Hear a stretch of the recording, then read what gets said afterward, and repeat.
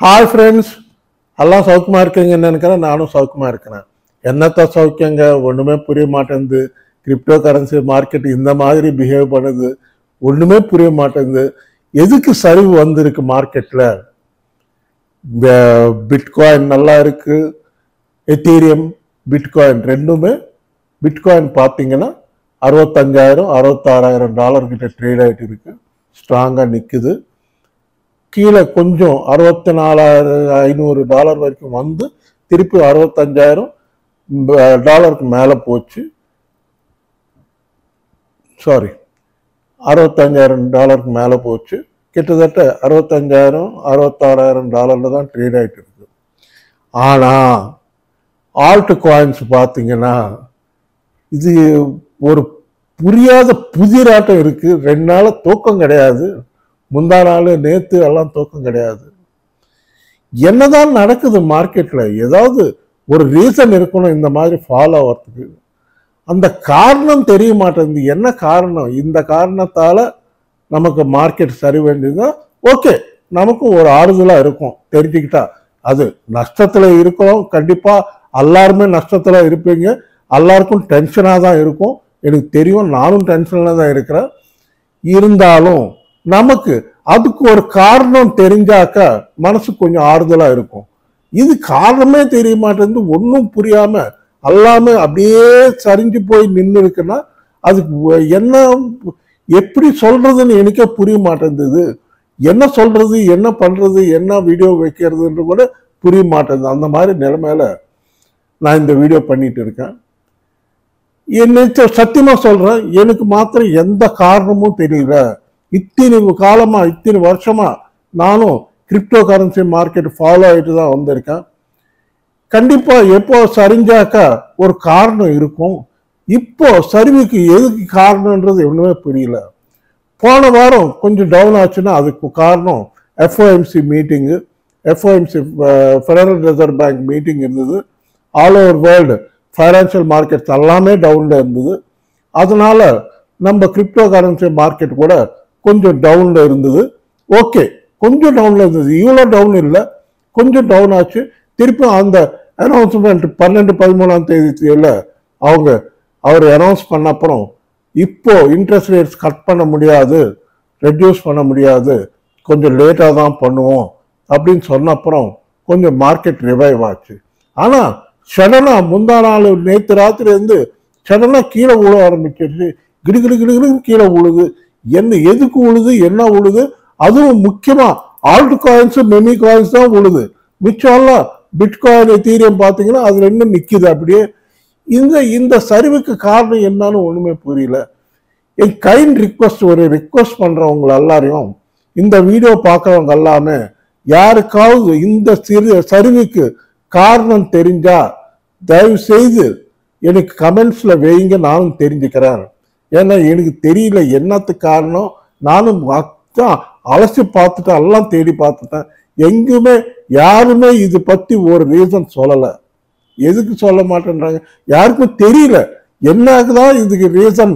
இந்த மாதிரி alt coins எல்லாம் சடனா டிராப் ஆகிறதுக்கு எதுக்கு டிராப் ஆகுது? ஏன்னா பிட்காயின் ஸ்ட்ராங்கா நிக்குது, $65,000 மேலேயே நிக்குது. ஏன்னா பிட்காயின் சரிஞ்சு $60,000 வந்துடுச்சுன்னா, அடா பிட்காயின் $60,000 வந்துடுச்சுடா, கிராஷ் ஆகி போச்சு மார்க்கெட்டு அப்படின்னு நினைச்சுக்கலாம். அது இல்லையே, பிட்காயின் $65,000 மேல நிக்குது. ஆனா ஆல்ட் காயின்ஸ், மெமி காயின்ஸ் பயங்கரமா டவுன் ஆகுது. எதுக்கு சரிவடையுது? நம்ம ஷிபா காயின் பார்த்தீங்கன்னா காயின் DCXல 1600 சீரியல் கிட்ட வந்துடுச்சு. 2400 2500 கிட்ட போன ஷிபா காயின் திருப்பி சரிஞ்சு 1600 கிட்ட வந்திருக்கு. இப்போ எல்லாருக்கும் இருக்கிற பெரிய பிரச்சனை என்னன்னா, இந்த டவுன்ல வாங்கலாமா, இந்த சரிவு அட்வான்டேஜா எடுத்துக்கிட்டு வாங்கலாமா, என்ன வாங்கறதுக்கு பணம் எங்க போறது, எவ்வளோன்னு வைக்கிறது, எவ்வளோ வச்சிருக்கோம் இது வரைக்கும், அதெல்லாமே டவுன் ஆயிடுச்சு. இன்னும் கொண்டு வந்து கடன் பண்ணி கொண்டு வந்து வைக்கிறதுக்கு இது என்ன இது? அது அந்த மாதிரி எல்லாம் அந்த வேலையெல்லாம் ஒன்றும் வேணாம். அது மாதிரி எல்லாம் யோசிக்காதீங்க. பார்ப்போம், பார்ப்போம், என்னதான் நடக்குதுன்னு பார்ப்போம். பொறுமையாக கொஞ்சம் வெயிட் பண்ணுங்க. இந்த வாரம் இல்லைன்னா அடுத்த வாரம் திருப்பி மார்க்கெட் ரிவைவ் ஆகும். ஒரு வாரம் 10 நாளில் ரிவைவ் ஆகும். அவசரப்பட்டு ஆவரேஜ் பண்ணுறதோ அது எதுவும் பண்ணாதீங்க. அது என்னுடைய பர்சனல் ஒப்பீனியன் நான் சொல்கிறேன், பார்த்துக்கங்க. என்ட்ரி எடுத்துக்கிறவங்க, புதுசாக ஏதாவது என்ட்ரி, ஃப்ரெஷ்ஷாக என்ட்ரி எடுத்துக்கிறவங்க கொஞ்சம் பார்த்துக்கிட்டு ஷிபா காயினில், ஏன்னா நமக்கு காரணம் தெரியாமல் எவ்வளோ வரைக்கும் இன்னும் கீழே வரும், எவ்வளோ வரைக்கும் மேலே போகும் ஒன்றுமே தெரியாதப்போ நம்ம என்னதான் ரீசன் சொல்ல முடியும்? இது வாங்குங்க, இந்த காயின் வாங்குங்க, இது வாங்கினா நல்லா ஏறும் அப்படின்னு சொல்லலாம். எந்த காரணமும் தெரிய மாட்டேங்குது, எதுக்கு சரிபடுதுன்னு தெரிய மாட்டேங்குது. இந்த மாதிரி இருக்கிற நிலைமையில நான் என்ன சொல்றதுன்னு எனக்கு ஒண்ணுமே புரிய மாட்டேங்குது. இந்த வீடியோ பண்றதுக்கே எனக்கு விருப்பம் இல்லை. ஆனா உங்களுக்கு ஒரு ஆறுதலா நான் எப்பவுமே நல்லதுக்கு யோசிக்கிறவன் எப்போ நல்லதை நடக்கணும், எல்லாருக்கும் நல்ல பணம் வரணும்னு யோசிச்சுட்டு இருப்பேன். அது மாதிரி இருக்கிறவன் எனக்கே ரொம்ப பயங்கரமா பாதிக்கும், மனசு கஷ்டமா இருக்கு. பார்க்குறப்போ அந்த CoinDCX ஆப் ஓப்பன் பண்ணி பார்த்தாலே ரொம்ப மனசு கஷ்டமா இருக்கு. என்னடா இது இந்த நிலைமை வந்திருக்கு மார்க்கெட்டுக்கு அப்படின்னு. அதனால யாரும் அவசரப்பட்டு எந்த காயின்ஸும் ஆவரேஜிங் பண்ணாதீங்க, வாங்காதீங்க. இப்போ ஒரு ரீசன், அது வேக் ரீசன், நான் அது ஸ்ட்ராங் ரீசன் சொல்ல மாட்டேன். கொஞ்சம் European Nations, European union council, அது ஜெர்மனி, இட்டலி, இந்த கண்ட்ரிஸ் எல்லாம் ஒரு 27 நாடுகள் யூரோப்பியன் நேஷன்ஸ் யூனியன், அது ஒரு கவுன்சில் ஒன்று இருக்கு. அந்த கவுன்சிலில் இந்த மாத கடைசியில் எலெக்ஷன்ஸ் இருக்கு. ஒரு பிரசிடெண்ட்டை எலெக்ட் பண்ணுவாங்க. அந்த 27 நாட்களும் 27 நாடுகளும் சேர்ந்து தான் எந்த முடிவு எடுத்தாலும் என்ன பண்ணாலும் அந்த 27 நாடுகள் தான் முடிவெடுப்பாங்க. அது ஒரு பிரச்சனை தெரியுது.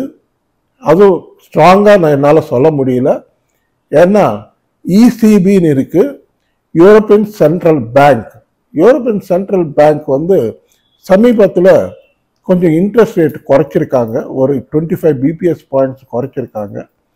அங்கேயும் இன்ஃப்ளேஷன் ப்ராப்ளம் இருக்குன்றாங்க. அதுக்கப்புறம் சுவிஸ் பேங்க் கூட இன்ட்ரெஸ்ட் ரேட்ஸ் ஒன்றும் அனௌன்ஸ் பண்ணல. அப்புறம் BOJ, பேங்க் ஆஃப் ஜப்பான் ஒன்று அனௌன்ஸ் பண்ணோம். அதுக்கப்புறம் bank of England, BOE, bank of England. ஏன்னா பிரிட்டன் நாட்டில் கூட நம்ம ஜெனரல் எலெக்ஷன்ஸ் நடந்துட்டு இருக்கு. அது அவுட்கம் நமக்கு ஜூலை 4ஆம் தேதி எப்போ வருது. அது எப்படி இருக்கும் என்னான்னு, அதனால ஏதாவது சரிவு வருதா, என்ன ரீசன் என்னான்னு ஒன்றுமே புரியல. பொறுமையாக வெயிட் பண்ணி பார்ப்போம். நான் இதுதான் காரணம்னு என்னால் சொல்ல முடியல. மேபி வேக் சான்ஸ், எங்கேயாவது ஒரு சின்ன சான்ஸ் இருக்கலாம், நடக்கலாம். ஆனால் எதுக்கும் பயப்படாதீங்க. ஆல்மோஸ்ட் ஆல்ட் காயின்ஸ் எல்லாமே 20% டவுன் ஆச்சு. மெமி காயின்ஸ் எல்லாமே கூட 20% மேலேயே டவுன் ஆச்சு. ஆக மொத்தத்தில் நம்ம மார்க்கெட் பார்த்தீங்கன்னா ஆல்ட் காயின்ஸ், மெமி காயின்ஸ் எல்லாமே ஒரு வருஷத்துக்கு பின்னோக்கி போயிட்டோம். ஒரு வருஷம் பின்னால் ப்ரீவியஸாக எந்த ரேட்ஸ் இருந்ததோ அந்த ரேட்ஸுக்கு போயிடுச்சு. ஏன்னா பாலிகான் மேட்டிக் இப்பேற்பட்ட காயின், அது 50 ரூபா 51 ரூபாய்க்கு வந்துருச்சுன்னா 60-65 ரூபாய்க்கிட்ட ட்ரேட் ஆகிட்டு இருக்கிற பாலிகான் மேட்டிக் 50 ரூபாய்க்கு வந்துருச்சு. இன்னும் எங்கே போகும்னு புரிய மாட்டேங்குது. அதே மாதிரி பால்கா டாட் அருமையான காயின், அது 100 ரூபாய்க்கு மேலே சரிஞ்சு கீழே வந்துடுச்சு. இதெல்லாம் ஹோல்ட் பண்ணுறவங்களுக்கு எப்படி இருக்கும் மனசுக்கு? என்னால் தாங்க முடியல. இந்த பார்த்தா ரொம்ப வருத்தமாக இருக்குது. என்னடா இது, நம்ம இன்வெஸ்டர்ஸ் எல்லாம், நம்ம சப்ஸ்கிரைபர்ஸு, நம்ம வியூவர்ஸ் எல்லாம் எப்படி மனசு கஷ்டமாக இருக்கும்? எவ்வளோதான் பொறுமையாக யோசிச்சா கூட ஒன்றுமே அர்த்தமே தெரிய மாட்டேங்குது. இந்த மாதிரி சரிவா வரணும் நம்ம மார்க்கெட்டுக்கு அப்படின்னு. அதுக்கப்புறம் காலா பார்த்தீங்கன்னா அது 2000 ரூபாய்க்கு வந்திருக்கு. 2000 ரூபாய்க்கு வர காயினா அது காலா அருமையான காயின் ஆச்சு. அது கண்டிப்பாக மேலே போகிற காயின். அது வந்து 2000 ரூபாய்க்கு வந்திருக்கு. ஆர்பிட்ரம் நான் எப்போ சொல்லிட்டு இருப்பேன். ஆர்பிட்ரம் வேற இறங்கியிருக்கு. எல்லா காயின், இந்த காயின் அந்த காயின் இல்லை, எல்லா காயின்ஸும் டவுன்ல இருக்கு. MKN, KMD இந்த காயின்ஸ் எல்லாம் டவுன்ல இருக்கு. ஆனால் அவசரப்பட்டு எதுவும் வாங்காதீங்க, ஆவரேஜ் பண்ணாதீங்க, பொறுமையாக வெயிட் பண்ணுங்க. இந்த வாரம் பார்க்கலாம் எப்படி மார்க்கெட் பிஹேவ் பண்ணுதுன்னு. இருக்கிற இந்த 4 நாட்கள் வெள்ளிக்கிழமை வரைக்கும் பார்க்கலாம், இல்லைன்னா அடுத்த வாரம் பார்க்கலாம். கண்டிப்பா இதுக்கு ஏதோ ஒரு ரீசன் தெரிஞ்சுக்காம நான் விட மாட்டேன். தெரிஞ்சுக்கிட்டு கண்டிப்பா உங்களுக்கு விவரமா சொல்றதுக்கு ட்ரை பண்ணி சொல்லுவேன். இது நான் உறுதி கொடுக்குறேன் உங்களுக்கு. கண்டிப்பா தைரியமா ஹோல்ட் பண்ணுங்க, ஒன்றும் பயப்படாதீங்க, அவசரப்பட்டு எதுவும் விற்காதீங்க, தைரியமா ஹோல்ட் பண்ணுங்க. திருப்பி மார்க்கெட் ஏறும், மேலே வரும். நல்ல அந்த நம்பிக்கை எனக்கு இருக்கு. அந்த நம்பிக்கையில தான் உங்களுக்கும் சொல்றேன். கண்டிப்பா ஏறும், பயப்படாதீங்க, எதுக்கும் பயப்படாதீங்க. இந்த வீடியோ உங்களுக்கு பிடிச்சிருந்தா நல்லா லைக்ஸ் வைங்க, ஷேர் பண்ணுங்க, சப்ஸ்கிரைப் பண்ணுங்க. நன்றி, வணக்கம், மீண்டும் சந்திப்போம். பாய்.